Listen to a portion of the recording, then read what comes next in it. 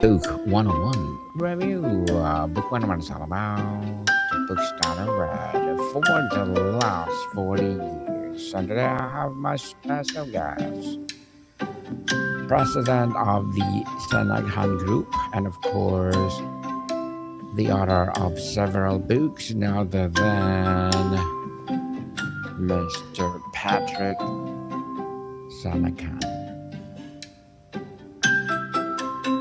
Welcome, Mr. Patrick, on Book 101 Review. And can you please introduce more about yourself that I missed? Thank you, Daniel. It's good to see you again. My name is Patrick Sanaghan, Dr. Patrick Sanaghan, and I'm the president of a small consulting group of about 6 consultants who work mainly in the higher education space. Also worked with technology companies and some nonprofits, basically in strategic planning, leadership transitions, and executive team building. Yes, and thank you so much for sharing your knowledge and wisdom to the world. Dr. Patrick. Thank you. And today, let's talk about the writing process of all your books. So, you've written 12 books and over 50 articles while running a consulting firm. Yet you describe yourself as lifelong procrastinator. How do you hold these two truths together? And what has the paradox taught you about your corrective identity? Yeah, well, it's a little counterintuitive, but I've been trying to manage my procrastination for many years. And I was pretty bad procrastinator when I was a younger man. And as I've gotten older and wiser and learned some strategies and structures and tools and techniques, I've learned to manage my procrastination and still be very, very productive.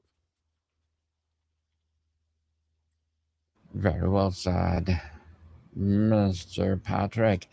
In the interviews, you emphasize that procrastinators are not lazy. When you sit down to write, what is the emotional landscape you are navigating? What feelings show up, and how do you work with them rather than against them?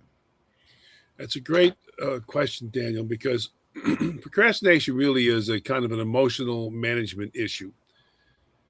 If I waited to feel motivated to write, I'd still have no books written, right? I mean, write a dissertation, to write a long book is a very, very arduous task.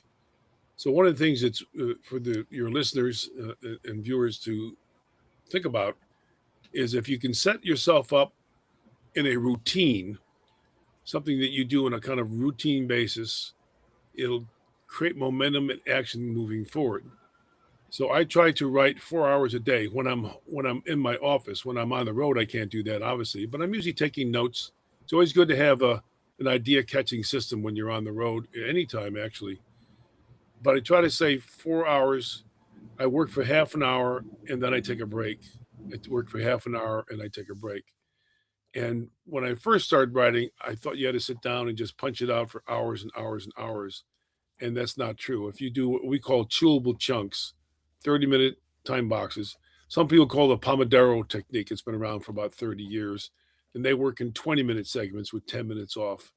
The problem you have to watch out for is if that 10 minutes break, you can't go into social media and all of a sudden 50 minutes later, you're talking about pandas in China. So you have to be pretty disciplined. So what I do is I read a mystery, I have a latte, I walk around the outside of my house, I look at my garden, I spend time with my cat, a little bit of a break, then I go back to work. But 4 hours is the max that I can work now. And over time, and that's really important for people to understand, over time, 4 hours a day times 5 days is a lot of time for you to be focused on your writing. You've been writing decades across vastly different genres, from Yes. strategic planning for higher education to children's books and called The Secret of Ginger. Does your creative process shift depending on what you're writing, or is there a through line that remains constant? I try to write what's interesting to me. I think it's a very powerful notion. If I have to write something, and sometimes I get caught with a client who wants to explore a certain topic that I don't know too much about, so I have to do a lot of research and try to frame it for them. But usually I'm writing because I'm interested in the topic. And that is kind of an intrinsic motivation. So early in my career, I saw a lot of presidents in higher education that had very difficult times transitioning onto a campus. So I explored that in three or four different kinds of books. I do a lot of strategic planning in higher education. And so I've written three or four books on that because I find it fascinating. How do you get a shared picture of the future and move things forward? And the last three books I think you talked about are children's books. I've always had this kind of fantasy that I'd love to write a children's book. And then I got to a point where I said, well, why can't I do that? So I got a friend of mine and a colleague, Martha Voorhees, and we said, let's write a couple of children's books. And we have, and they're out there in Amazon, and they're doing pretty good. They're getting good reviews and selling. But I'm interested. The currency or the current of it is that if I'm interested, it is motivating. And everything I've written, I've been interested in.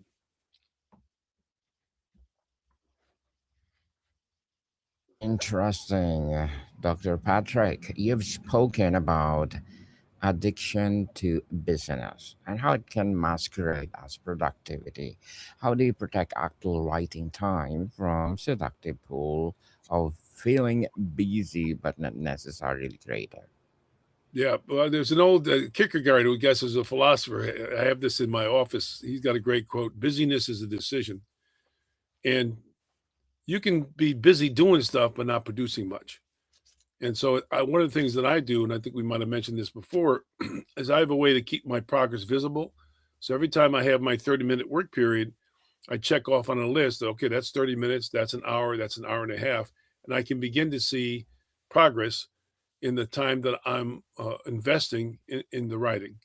So having some kind of visible record of your progress is important. The other thing I wanted to mention, and we had talked about this before, Daniel, I was writing a dissertation years ago, and I wasn't writing it, I was reading it. I kept on doing more and more and more research because you can go down a tunnel with research if you want to. And that was way before Google and all these other things that can help you. And my chair of my committee said, Pat, you got to quit reading and start writing. And that's the key. So then I started writing more and then monitoring how much writing I produced. So every 2 or 3 months, I had a chapter done in the dissertation and I finished it in a year. But I needed an extension because I got caught in this hidden procrastination of continuing to do research, research, research. You don't get paid to research, you get paid to write. Certainly, Dr. Patrick, you recommend, excuse me, you recommend starting small and breaking tasks into chewable chunk. Can you walk us through what the first 15 minutes of writing session actually look like for you? A physical act of beginning. Yes, and beginning is so important for procrastinators, especially Daniel, and creative types. Starting is the hardest part. So I've got a routine and a place in my office where I sit down and the project I'm going to work on, that's the only thing on the very large table that I have. And I write everything longhand. So, I mean, it might sound very old fashioned, but I've been writing for years and I write everything longhand. So there's two pads of paper. There's a number of pens right next to the paper, and I'm ready to go. And I learned that by reading about other prolific authors. And I think I mentioned that Ernest Hemingway used to start very early in the morning, around 6 o'clock. I don't start at 6 o'clock. I get up at 6 o'clock, but he would stand while he was writing, and he would work for 5 hours or write 5 pages. So if an hour and a half passed and he had 5 pages, his day was done, and he would go out and do some things. But 5 hours or 5 pages. And then I also mentioned that Stephen King, the famous writer, horror writer, he starts exactly at 8:30. Like me, he has a place where he writes. He has pads of paper. He has a cup of tea or a glass of water, two pens, and he writes for 6 hours. So having a real uh, routine and a clear space to work is very, very helpful when you're writing. Indeed. So, Dr. Patrick, you've discussed or you discuss temptation banding as a strategy. What do you pair with writing to make it something you actually want to do? Well, temptation bundling, Daniel, I'm glad you put that up. That's when you combine something difficult or noxious with something that's pleasant. So if you don't want to exercise, you might exercise with earphones and play your favorite music, or you might exercise with a friend. I do that almost every other day. There's a friend in town who likes to walk. I like to walk 10,000 steps a day. So she joins me for about an hour and we walk around the track and talk to each other, enjoy each other's company, and we get some exercise. So making it a positive with a negative tends to move things forward. Anything you can do to start is really, really helpful. And temptation bundling is a very powerful process. If you have to paint the house, do it with a friend. Why do you have to do it by yourself? Do it with a friend and then go paint him or her house when you're done. So bundling it with something positive. If you have to do a lot of ironing, watch a movie while you're doing it. If you have to dust the house, listen to music or watch a movie while you're kind of dusting around there. So whatever you can do to marry something positive with something negative, temptation bundling is a very powerful little lever. You talk about making progress visible as way as a sustained momentum. How do you track your writing progress in a way that feels encouraging rather than like another metric to manage? Yes. Well, I mentioned to you earlier, I have an agenda every day and I try to do six things that are meaningful every day. So when I say walking 10,000 steps a day, that's one of my top six things. And once I get home from the walk, I score it out with a magic marker. So when you see your agenda and you score out, and so you can see it very visibly from across the room, you can see that going on. So and I used to have 10 things, and I had a friend of mine say, "Why would you have 10 things to do every day?" And I said, "Well, I thought that was you're supposed to do that." He says, "I only do 5 things." I said, 5 things? And he was a lot more successful than I was, wrote many more things and made a lot more money. So I said to myself, "Ever listen to this. So you only do 5 things?" He says, "Yes. If I do 5 things well, Pat, I've had a good day, very good day." So I limited it to six. And every time I get done one of those things, like on my agenda today is talking to Daniel, I'll score that off my agenda when we're done our conversation, and it'll feel wonderful. Making it visual is very, very important. Very well said. Dr. Patrick, you talk about making progress visible as we sustain momentum. How do you track your writing progress in a way that feels encouraging rather than like another metric of something? Right.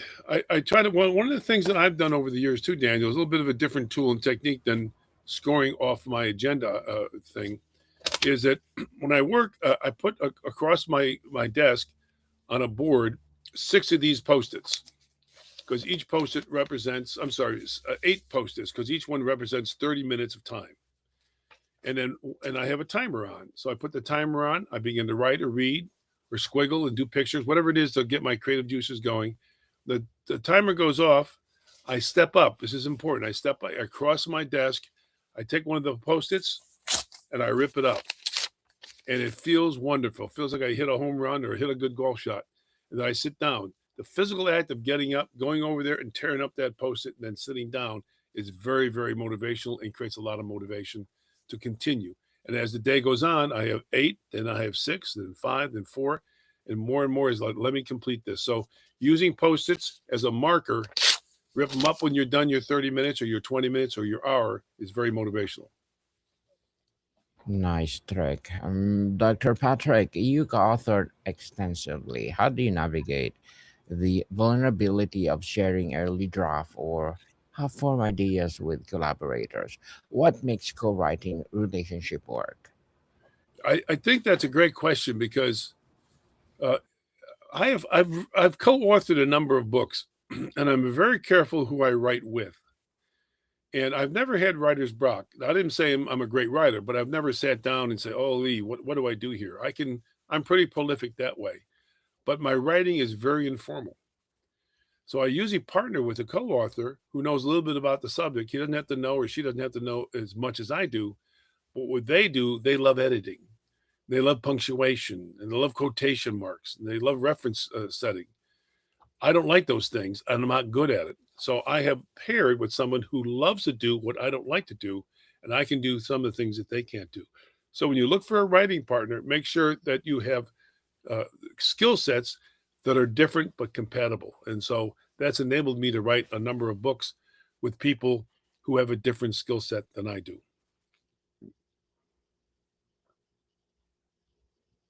Dr. Patrick, you've emphasized value of mentors and peer support in creative work.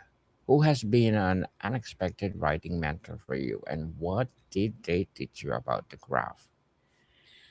I think one of my mentors um, has been a gentleman that was a professor of mine and someone I had a lot of respect for.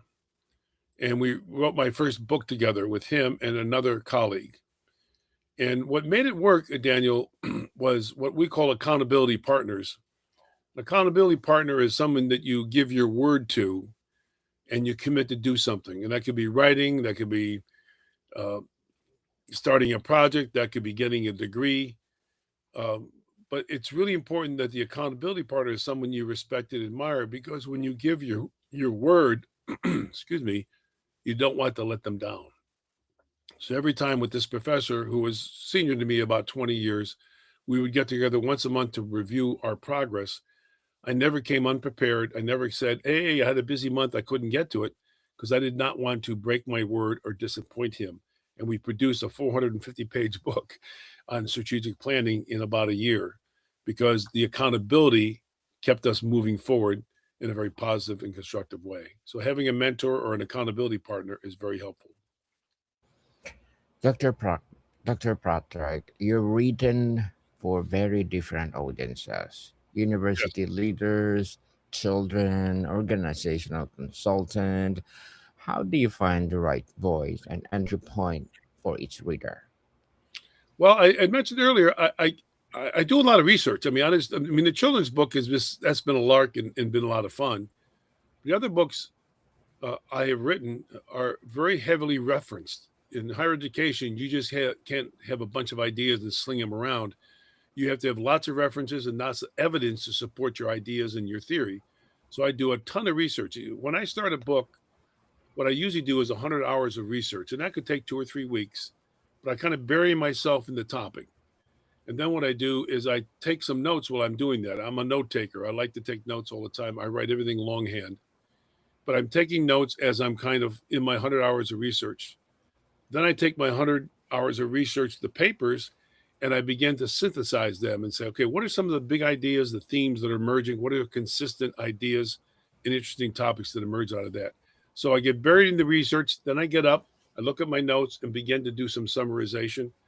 And then I also then say, okay, now what are the big concepts or chapters I should have in this beginning thinking of a book? The other thing I want to slip in there, Daniel, is one of the things I learned a while ago, and this is what my mentor taught me. Editing and writing are two very different skill sets. And if you get caught writing a couple sentences and then editing it at the same time, you're done. It'll take forever.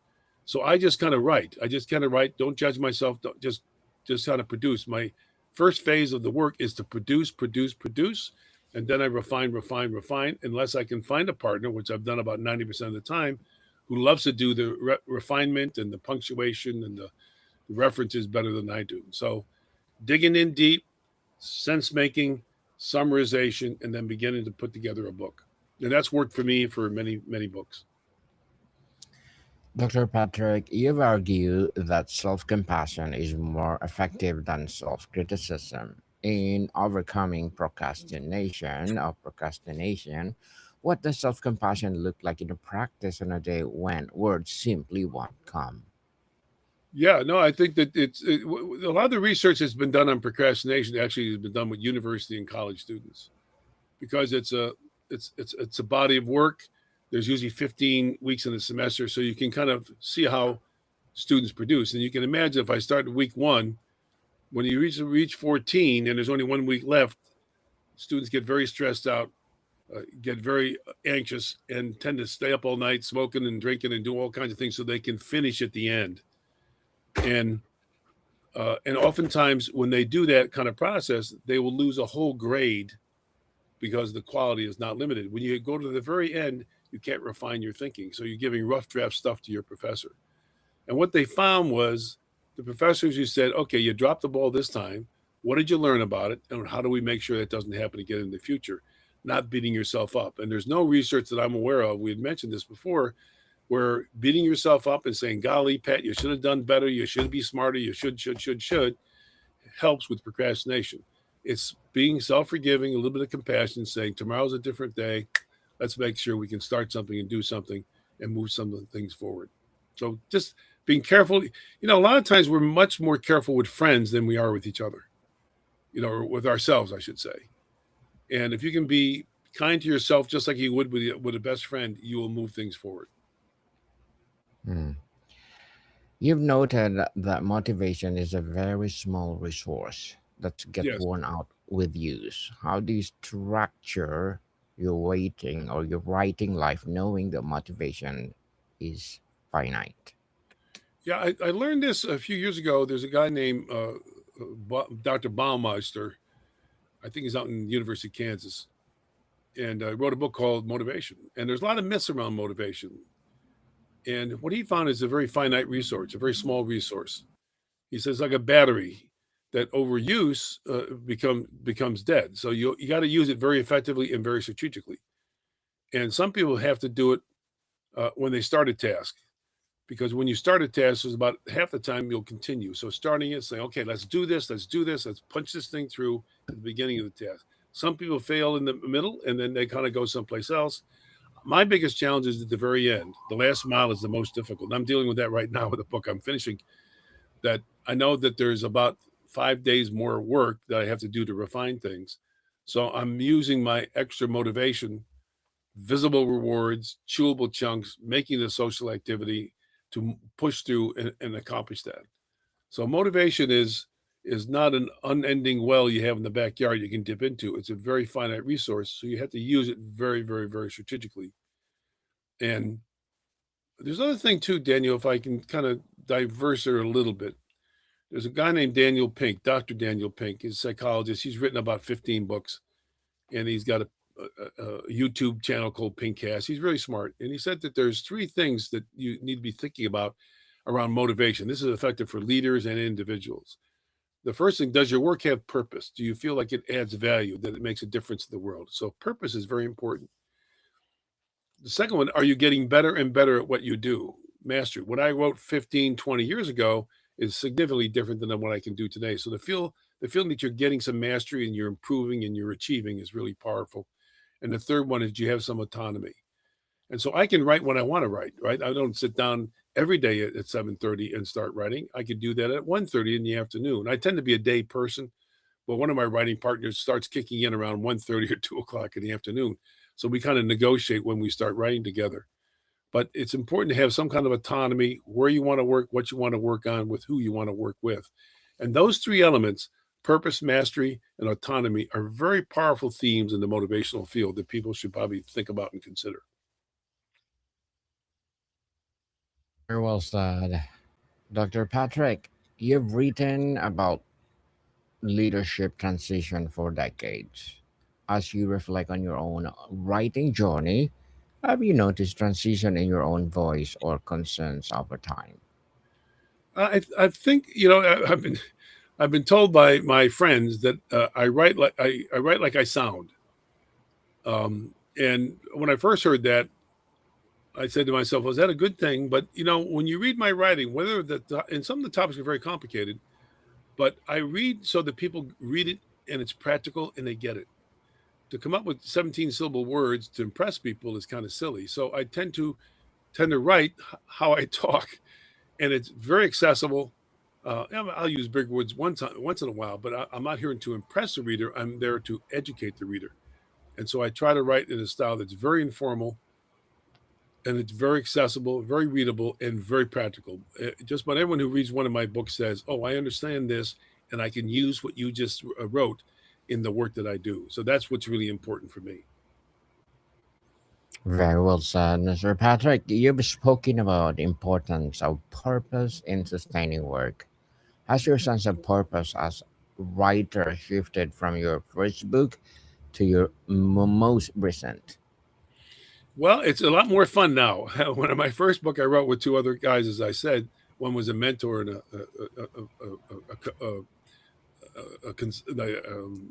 a faculty member, consultant, and coach. He wore a number of hats, and it was pretty hard task. Now the writing has becomes easier. I feel like I'm more facile with my writing. I'm not critical of my writing. The first book, I think we took too long because we were very critical. Wanted to write the perfect book. There is no such thing as a perfect book. If you're good enough to write a very good book, you're in the top 1% of writers. And that's what I try to do is write a pretty good book that people can use. But yeah, definitely. And this last three books um, have been the children's books, and it's been a delight. And then I work with someone who's an artist, and she does all the illustrations and things like that. So it's been very creative. It's tapped into some of my creativity that I've been thinking about for years, and I've enjoyed it immensely. It's a lot easier now and more enjoyable now than it was 30 years ago. Mr. Patrick, to wrap up our discussion for today, if you could go back and have a conversation with yourself at the beginning of your writing career, what question would you ask that younger writer to help unlock something important? I'm not sure it'd be a question, Daniel, but I would probably tell myself, don't be critical of your writing. Just get it on paper. You can refine it and enhance it and improve it. But if you're sitting there worried about every word and being critical, you're never going to do anything. And the first project I did with, like I said, the two other gentlemen, I'm really proud of it, but man, it was very difficult. And so I'd say be nicer to yourself, have more self compassion, and just get it down on paper. You can refine it later. Well, very well said, Dr. Patrick, and thank you so much for sharing your knowledge and wisdom to the world, and as well as your legacy to the world. So, can you please invite our listeners to support all your books? Yes, thank you, Daniel. If you go to AmazonBooks.com, and my name's Patrick Sanaghan, Sanaghan, you'll see the 15 or so books that I've written. I've written more than that, but they're pretty reasonably priced.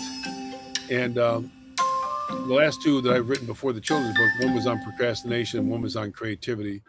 They're very different books, and we've gotten a lot of good reviews. So if you go there and get one, purchase it, I'd appreciate it. And please leave feedback. Feedback is really, really helpful. So thank you, Daniel, for the opportunity. No worries, Dr. Patrick. Yes, people, let's support Dr. Patrick Sanaghan because if you support him, for sure, more and more empowering books like this to rise. So, Dr. Patrick, thank you so much for your time. Thank you, Daniel. Once again, very enjoyable. Modicum people, see you soon. Likewise, Dr. Patrick.